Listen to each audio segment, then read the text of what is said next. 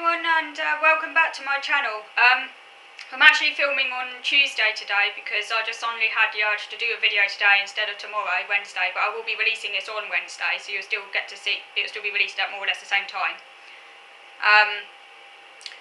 In this video, because I wanted to answer one of your other viewer questions while it's on my mind, which was what is my favourite film?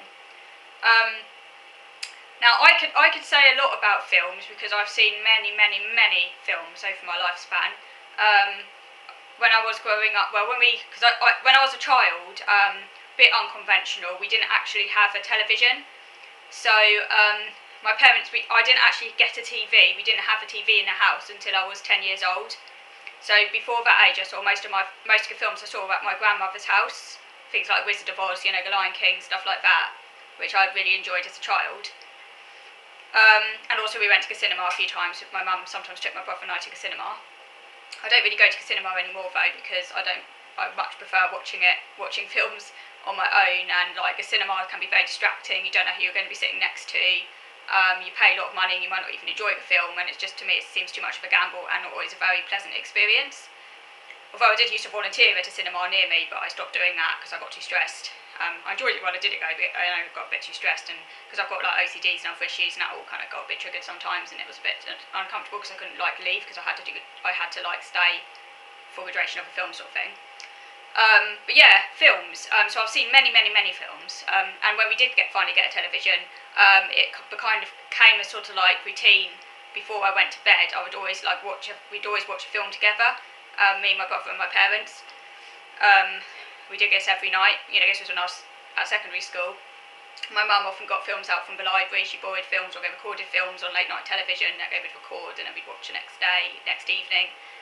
So I've seen films probably when I shouldn't have seen them, but they haven't affected me. I've lived to tell the tale. I saw The Shining when I was about 12, probably a bit too young. It didn't give me nightmares, but it did seriously freak me out. I really enjoy The Shining. If any of you haven't seen it, it's one of the best films. It's obviously a classic horror. Stephen King wrote a sort of short novella called The Shining. I still actually need to read that. I haven't read it yet. It's on my to-read list because I've heard that the book is a lot different and meant to be better than a film, which is often the case. But I really enjoyed the film anyway. Yeah, good classic music, dee da dee da dee da da, like at the beginning, when you see the car, kind of this panoramic shot of the car, driving along, and it's like haunted. Yeah, The Shining's so scary. It had me leaping out of my skin when I first saw it. Nowadays it doesn't scare me so much anymore because I've seen it again as an adult. It doesn't really scare me so much anymore. I still find it a little bit scary and chilling, but not like I did when I was a kid, because I've seen it so many times now. It kind of takes the fear factor out of it. You become kind of like desensitised to it once you've seen it often enough. But yeah, The Shining's a classic, so I'd imagine that probably most of you have seen it, and if you haven't seen it, do go and check it out. It's classic if you like horror, guys. Obviously, when I was obsessed with Kate Winslet, and obviously that all took off thanks to my Titanic interest, and I've talked about that elsewhere in other videos. I'm not going to go into it now because if you want to, you can find out about that in my other videos. But obviously, when I became very interested in Kate Winslet, all of her films I obviously enjoyed all of her films, but I did have my favourites. Obviously, Titanic was what set it all off, so initially that was my favourite film, and I saw it so many times. I learned the screenplay off by heart, and I could enact the screenplay. But I think later on, as my interest in Kate Winslet evolved, and I saw her other films and her earlier films, obviously I saw all her films, and I saw them on repeat. But I think my favourite might have been, hang on.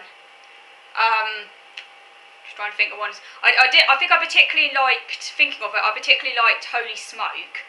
Holy Smoke was a film Kate Winslet did after Titanic, when she was already famous, and it was a kind of, I don't know how well known it is. I don't think it's like a really well known film, but it was a good film, and I actually still like that film. Well, I haven't seen it for a while. Obviously, when I was obsessed with Kate Winslet, I saw it to death, and I got a special collector's edition DVD that had a commentary on it. Kate Winslet, obviously, on the commentary, which is really good. Yeah, that's Kate Winslet film. She kind of gets, in a sense, she falls under the spell of the guru, and then Harvey Keitel's character is kind of recruited in to kind of bring her back, because her family sort of think that she's kind of, you know, become completely under the spell of this guru. But yeah, if you haven't seen that film, that's a good one to check it out. And also, I think my other favourite Kate Winslet film that I was really into at the time was Hideous Kinky, and I read the book as well, and the book's really good. That's Kate Winslet. She goes off to Morocco. Her character goes off to Morocco with her 2 young daughters, and yeah, it's kind of really what happens over there, really, and it's told through it's narrated from the perspective of one of her daughters, and the book's really good as well. So I recommend Hideous Kinky is a good film. Just trying to think. Yeah, but more recently, as I said, I've seen so many films, it's really hard for me to pinpoint one as my absolute favourite, because I don't think I could possibly do that, because there are so many different films that I like in different ways, and there's no way I could talk about it all in one video either.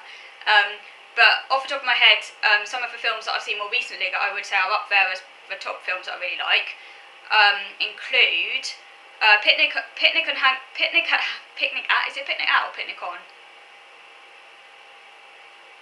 Hanging Rock, I think that's it.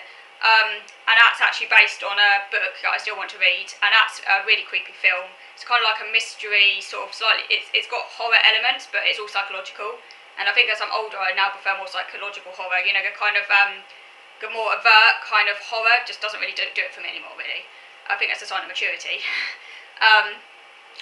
But yeah, Picnic at Hanging Rock. It's all fictional, but it's about this group of girls set in Edwardian times, I think, who they're at this boarding school in Australia, and they mysteriously go missing. When they go out for a picnic one day, some of the girls go off to explore this rock, and this rock kind of has this sort of almost like this mystical aura about it, and they're sort of dancing there almost like they've taken drugs or something, and then mysteriously they just disappear, and no one knows why, and no one knows where they've gone, and it's really haunting and mysterious. And actually, it was believed for some time that this really did happen, and the rock that the film's based on is actually now a really big tourist attraction in Australia, apparently.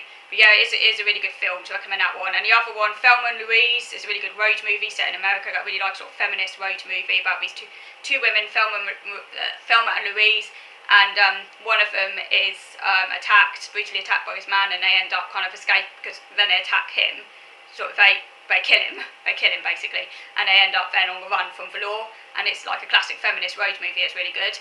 Can't really remember the plot in great detail because it's like I haven't seen it for a while, but it left an impression on me. And the other kind of like road movie, I guess you could call it that, and dark comedy, is Harold and Maude, which I really like as well, and it's about this death-obsessed young man called Harold, who I think might have Asperger's. Obviously it's not said, but he kind of like came across as someone who could be, because he was like obsessed with death and kind of rather introverted and loner, and he befriends this woman who's much older than him called Maude, who's kind of like this hippie, bohemian Holocaust survivor, and she kind of like is really into kind of living life to the full, because of what she's gone through in the Holocaust and everything. She takes nothing for granted, and she's like the youthful character in it, even though she's a lot older than him, and he's kind of almost like an old soul in a young body, but she sort of converts him round to kind of being more zestful and full of life. And it's got a classic Cat Stevens song in it, you know, if you want to sing out, sing out. Check that one out if you haven't heard it. It's a good song.